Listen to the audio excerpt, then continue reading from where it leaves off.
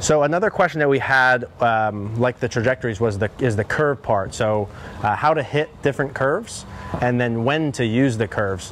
One thing up front I think that I'll say is that similar to the trajectory, kind of when to use these specialty shots, I don't think that most golfers, in fact very few, if any, should go out and be curving the ball based on the scenario. A very small percentage of tournament players, you could make an argument that you need to be able to work the ball both ways.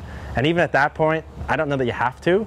A recreational golfer probably shouldn't be curving the ball on purpose off the tee nor into a green. A lot of the people that I talk with make the argument of, like, if a par 4 dog legs left, that then you should draw it off the tee. Well, you could very easily fade it still in that scenario, or take a different club and fade it, or there's an argument of, if the pin's back left, I should draw it to that as a right-handed golfer, or if a pin's back right, I should fade it to that.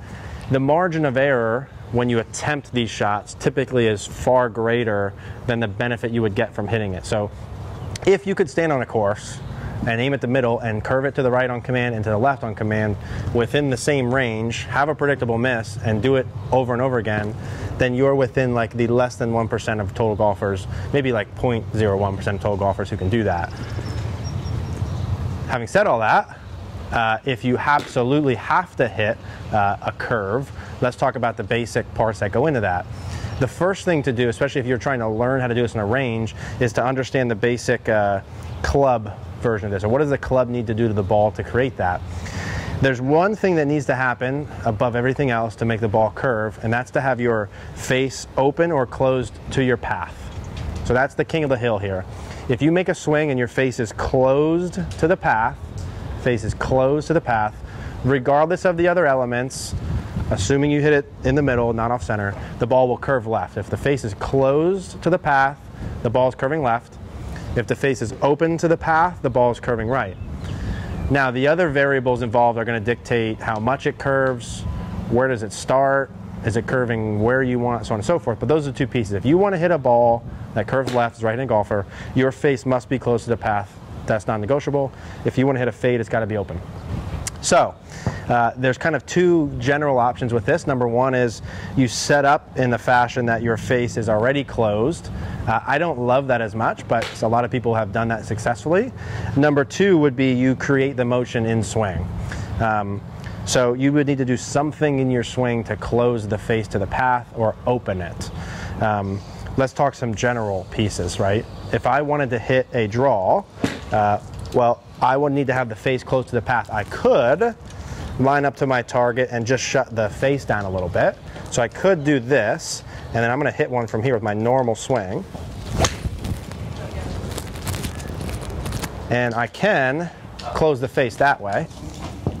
So this is the face to path with the closed club face at address. So it was minus 1.9. So that'd be my closed club face at address. Now, I can flip that. If I close the face at address and make my normal swing, that's going to probably close the face to path. And if I want it open, I can just do the opposite. I can have my club face more this way, and I can just make my normal swing. And that should be open to the path. So here's the face to path with the open club face at address. So that's plus 4.6, which means the face is 4.6 degrees open to the path. So you can see that that is doable. We just did it. You can just close and open it at address. I don't personally love that option, but there's guys in the Hall of Fame and girls who have done that and are a lot better than me. So that is doable. If you don't want to open or close it at address, it's set up, then by definition you have to do something in your swing. This is where we would get more into assuming kind of neutral grip. I don't like, could you strengthen your grip to close it more, or you could do that, but that gets kind of goofy. So then we're talking, what would you do in swing to close a club face more? Well, there's options. We would talk about forearm roll or supination. So this would close a club face. If we would flex or extend our lead wrist, that would close a club face. And then there's some other pieces this way that could close a club face. But in general, more supination, so forearm roll if you will close a face, and more flexion or bow will close the club face. So if I wanted to kind of try and guarantee, I would probably do some of both of those. So I'll hit one here, neutral setup, not shutting the face at impact, and I'm going to try and have more supination and more flexion of my left wrist. So bow and roll, and close the face down that way, like that. And that should be closed. So minus 3.3. So again, the face closed to the path. I was set up neutral, but then I created the close that time with the forearm rotation and the wrist flexion. So the opposite then of the draw, if I wanted to create a face to path that's closed in swing, I would supinate and flex this way.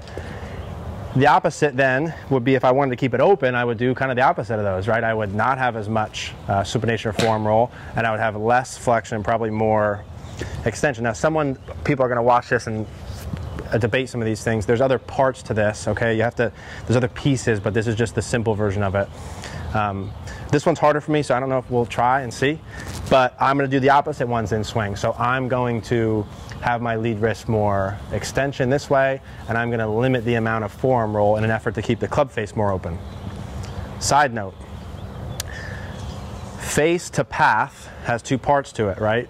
In that term, there's face and there's path. So we're talking about just the face part, but how I shift my swing path is going to affect these things. So the more that I swing inside out this way, the more my brain's going to want to close the club face, because that's the only way I can get it to the target from there. And the more I swing outside in, the more my brain wants to keep the club face open, because that's the only way I can get to the target from there. So in an effort to keep my club face open, I'm going to also feel like I swing more outside in to try and help me, because this is hard for me. So open club face, setting up normal again. Could I open my face? You could. I'm going to just go normal. I'm going to go more extension with my lead wrist and limit the forearm roll, more able to the target. And I'm going to shift my path more left and pray that I can do one. So a little fade here. Ooh, I think I pulled it off. There it is. Yeah, a little fader. A little cutter. Probably like a +3. A little cut.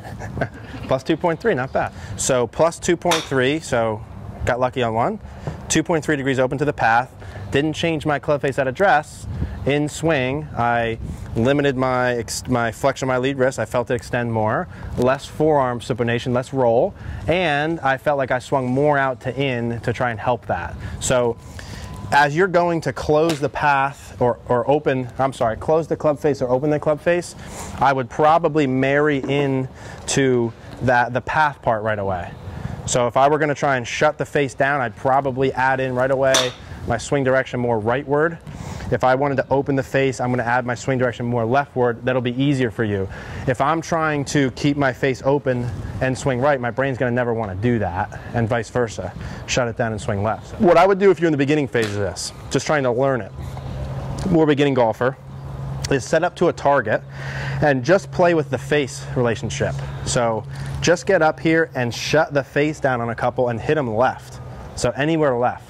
Short shots, maybe little half swings, and just get the face closed to the path some amount. And go way left in the beginning and then work your way back in.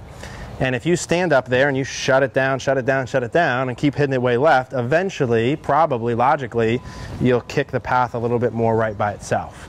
And vice versa for the fade. So start with the club face, over-exaggerate the miss, bring it in, and then rarely do it when you actually play, is the moral of the story.